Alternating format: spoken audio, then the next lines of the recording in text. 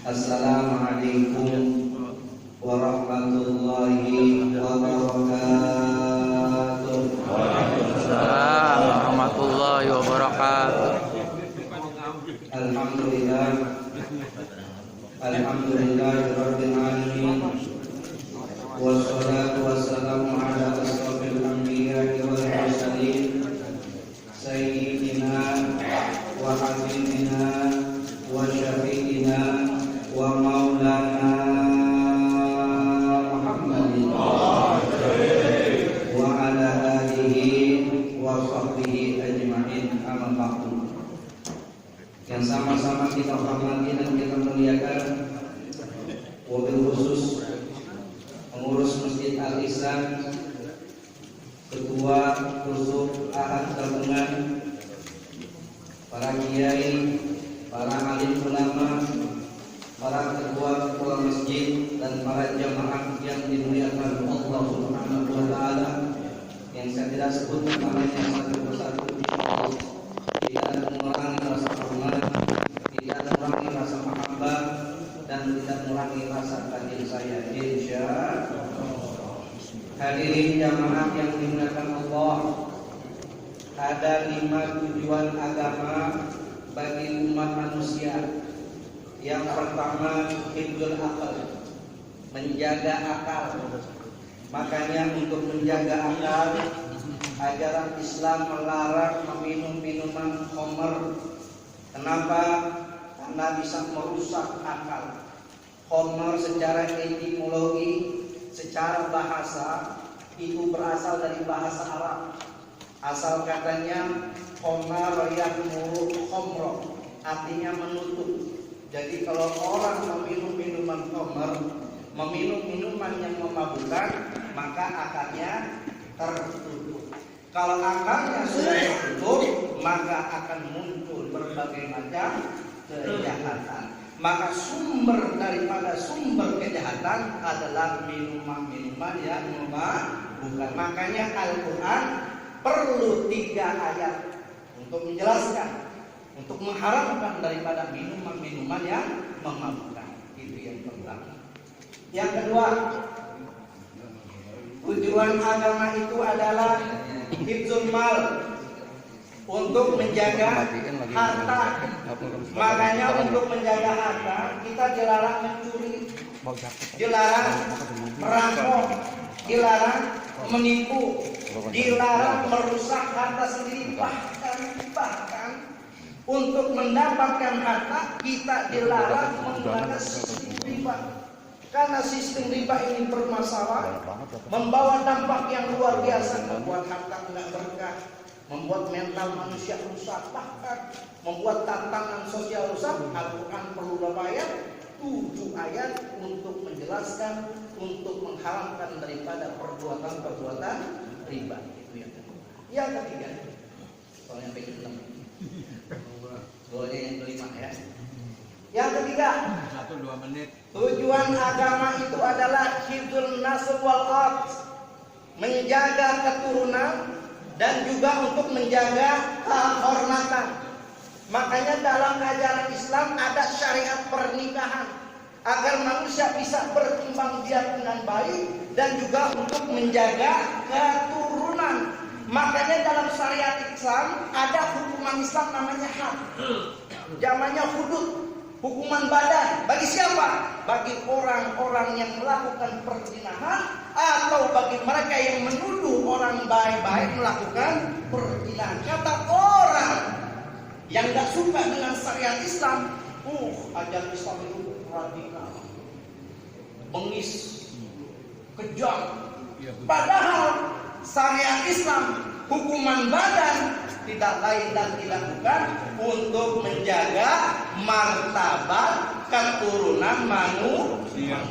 Bayangin Pak, ada perempuan, anaknya 3, bapaknya beda-beda. Nggak adil Pak. Apalagi kalau undang-undang bayi tabung diperbolehkan, yang beda sperma.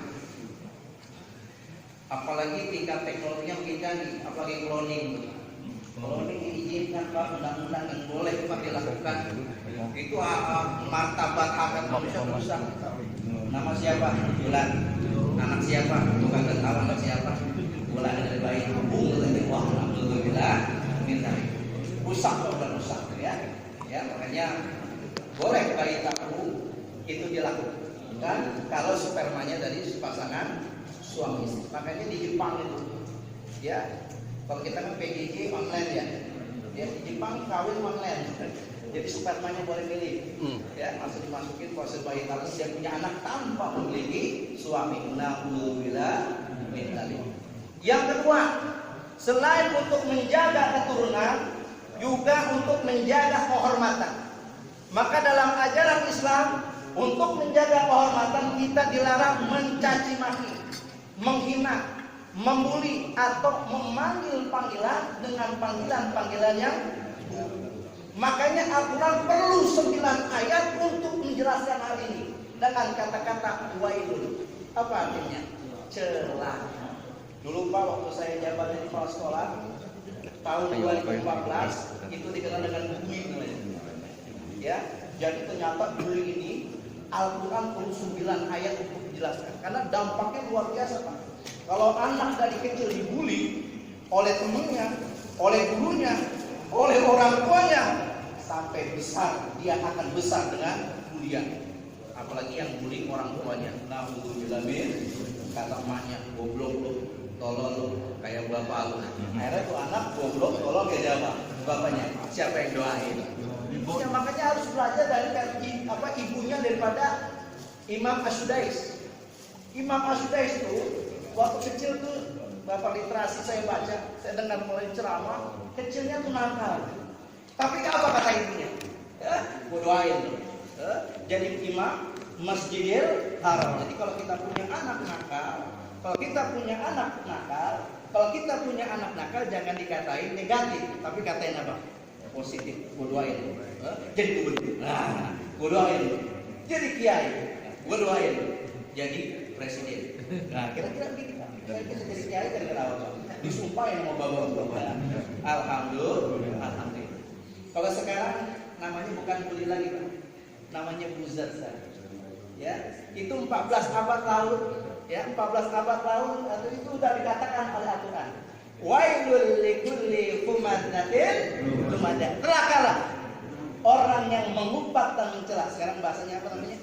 Buzzer. Apa ayat tulisannya? Alladzi jama'a malahu wa ahlada. Kalau akhir bulan dia dapat apa? Gaji. Tuh, Pak. Apa balasan bagi mereka yang suka begitu, Pak? Kala la yumbadanna fil khutamah. Mereka akan dimasukkan oleh Allah pada neraka hutamah. Wa ma adraka mal hutamah. Apa itu neraka hutamah? Allati tattali'u 'alal afidah, yang membakar sampai kepada hati-hati mereka. Na'udzubillah min. Yang ketiga, Pak. Nah, yang keempat, Pak. Ya, 10 menit tadi.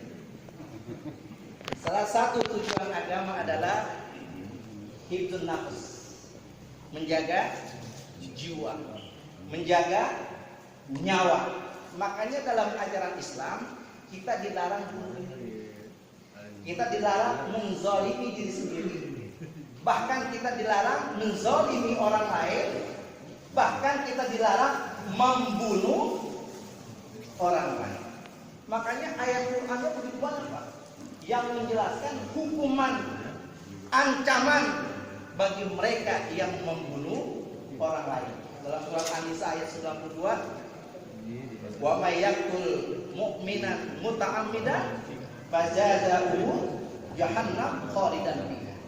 Siapa orang membunuh orang beriman dengan sengaja, maka balasannya neraka jahannam khalidan, kekal dia di dalam. Bahkan Rasulullah SAW mengatakan, lawata tuntungnya aqwanun indallah min qatlil mu'minan bighaiha. Hancurnya dunia ini ringan di sisi Allah daripada terbunuhnya seorang mukmin tanpa hak. Kalau seandainya di masyarakat terjadi saling tuduh menuduh, silang versi tentang pembunuhan, lihat surat Al-Baqarah ayat 73. Wa isqataltum nafsan fadaratum fiha Wallahu makhludun ma kuntum ta'malun. Kalau seandainya kalian membunuh seorang, bukan seandainya, kalau sekalian membunuh seseorang, lalu saling tuduh menuduh, lo kalian menuduh, bukan? Lo kalian menuduh, bukan? Ya, wallahu, demi Allah, mukhrijun, Allah yang akan membuka, Allah yang akan mengungkap, ma kuntum taktumun, apa-apa yang kalian sembunyikan dari pembunuhan tersebut. Jadi kita tinggal tunggu kabarnya saja, Pak. Karena Allah Subhanahu wa taala akan mengabarkan kepada kita, akan membuktikan siapa yang melakukan pembunuhan tersebut. Insyaallah. Yang kelima, ini yang sesuai dengan tema. Ya. Salah satu tujuan agama adalah hifdzul din. Apa itu? Menjaga agama. Jadi salah satu tujuan agama adalah hifdzul din, menjaga agama. Makanya dalam ajaran Islam kita diperintahkan untuk menjaga akidah. Akidah secara etimologi, secara bahasa berasal dari bahasa Arab. Aqada yaqidu aqdan, artinya ikatan. Apa yang harus diikat? Yang harus diikat adalah rukun iman. Ada berapa rukun iman?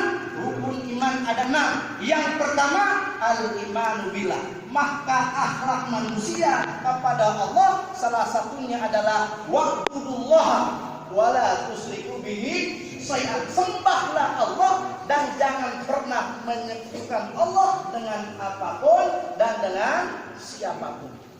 Kenapa kita giat hadir di jamiah tidak sebut ahad gabungan, bahkan di majlis-majlis taklim yang lain, tidak lain dan tidak bukan untuk menjaga akidah. Kenapa anak-anak kita didik dengan pendidikan agama, tidak lain dan tidak bukan untuk menguatkan akidah. Kenapa istri kita, anak perempuan kita perintahkan untuk menggunakan jilbab? Karena untuk menguatkan paham sampai sini? Sampai sini. Kenapa anak kita yang perempuan, istri kita perintahkan untuk memakai jilbab? Tidak lain dan tidak bukan untuk menguatkan akidah. Karena akidah ini dasar, Pak. Akidah ini dasar. Lihatin anak-anak sekarang. Karena akidahnya cetek, karena akidahnya dangkal, punya masalah sedikit stres, punya masalah sedikit galau, punya masalah sedikit bunuh diri. Jadi zaman sekarang nyawa itu murah. Saudara dibayar berapa bunuh dia? 200.000 kita cepet. Harga berapa nyawa? 100.000. Bahkan ada yang lebih murah lagi. Ada orang bunuh diri pakai tali rafia, belinya di warung pucuk, artinya 5.000. Itu saking murahnya nyawa, Pak. Kenapa, Pak? Karena kurangnya akidah. Kenapa sekarang ini orang banyak-banyak berlomba korupsi, Pak? Ada yang 3 miliar, ada yang 17 miliar, ada yang 13 triliun, ada yang berapa yang terbaru 23 triliun, ada yang 45 triliun. Kenapa, Pak? Tidak lain dan tidak bukan kecuali mereka tidak memiliki akidah. Kenapa? Karena dia lebih takut kepada atasannya daripada kepada Allah Subhanahu wa taala. Ini yang paling parah. Ini paling parah, Pak. Ada orang takut dengan jabatannya, dia berani, Pak, nangkap ulama. Dalam surat Al-Anfal ayat 33. Ya, 3 menit lagi enggak apa-apa, Pak, ya. Ini kenapa musibah kita ini enggak berhenti-berhenti, Pak? Ya, dari Januari sampai Februari musibah kita enggak berhenti-berhenti, Pak. Saya dapat WA dari teman saya dari Sukabumi, udah mulai terjadi longsor tuh, Pak. Ya, bahkan Pak, musibah yang paling besar itu adalah matinya para ulama. Coba lihat surat Al-Anfal ayat 33. Wa ma kana Allahu yu'adzibahum wa anta fihim. Wa ma kana Allahu mu'adzibahum wa hum yastaghfirun. Allah tidak akan mengadab mereka selagi kamu ada. Allah tidak akan mengadab mereka selagi mereka mau beristighfar. Ayat ini menjelaskan kalau kita mau dijauhkan dari bala, dari bencana, dari wabah musibah, hadirkan Rasulullah sallallahu alaihi wasallam. Kalau kita mau jauh Karena kata Nabi, al ulama'u warasatul anbiya. Ulama itu pewaris anbiya. Pewarisnya para nabi. Ini ditangkap. Ini dizalimi, Pak. Bagaimana bangsa kita ini terhenti dari musibah? Alhamdulillah. Kita sudah mulai panas, Pak. Udah mulai panas begitu sih, akhiri saja ya. Sekian, terima kasih. Assalamualaikum warahmatullahi wabarakatuh.